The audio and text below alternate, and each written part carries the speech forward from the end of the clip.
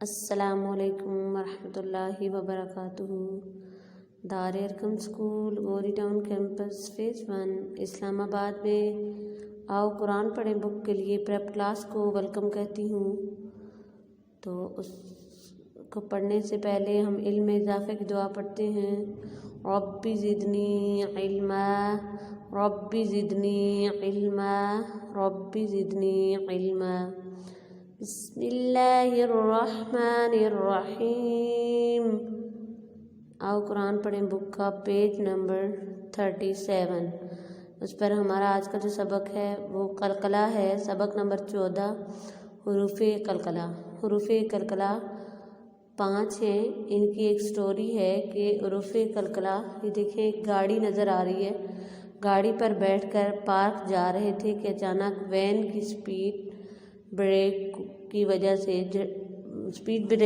سے وین کو جھٹکا لگا اور ایک آواز نکلی، جس آواز کے نکلنے سے قلقلہ ادا ہوتا ہے۔ جیسے ہم جا رہے ہوتے ہیں تو ایک ایکسیڈنٹ ہونے والا ہوتا ہے اور جھٹکا لگتا ہے تو کی آواز نکلتی ہے، ایسے ہی حروف قلقلہ کی آواز نکلتی ہے۔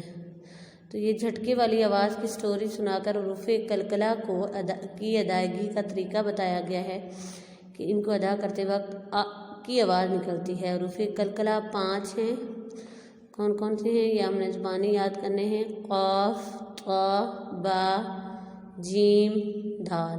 ٹھیک ہے، دوبارہ پڑھیں۔ قاف، طا، با، جیم، دال۔ جب ساکن ہوتے ہیں تو تب قلقلہ کی آواز نکلتی ہے۔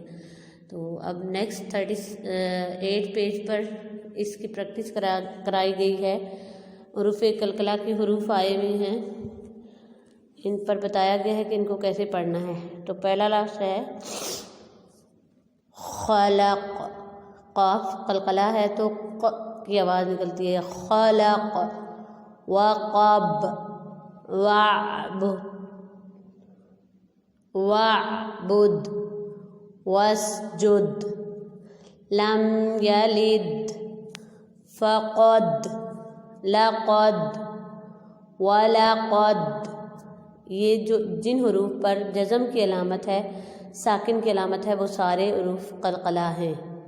نیکسٹ سٹارٹ ہو رہا ہے حروف قلقلہ جو درمیان میں آ رہے ہیں، ان کی آواز بھی ویسے ہی نکلے گی جیسے ان کی نکلی ہے۔ واضح کر کے پڑھوں گی۔ اس میں تقریباً قاف، طا، با، جیم اور دال آ رہے ہیں۔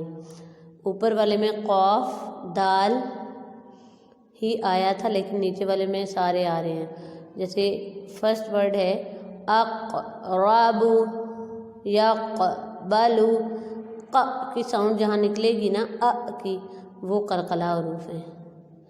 نقصص، مطلع، یطعم، اطہر، بطش، ابن، عبد، قبلی، قبلک، قبلہم، قبلکم، نبلو، اجعل، یجعل، عدن، عدل، یدعو، تدعو۔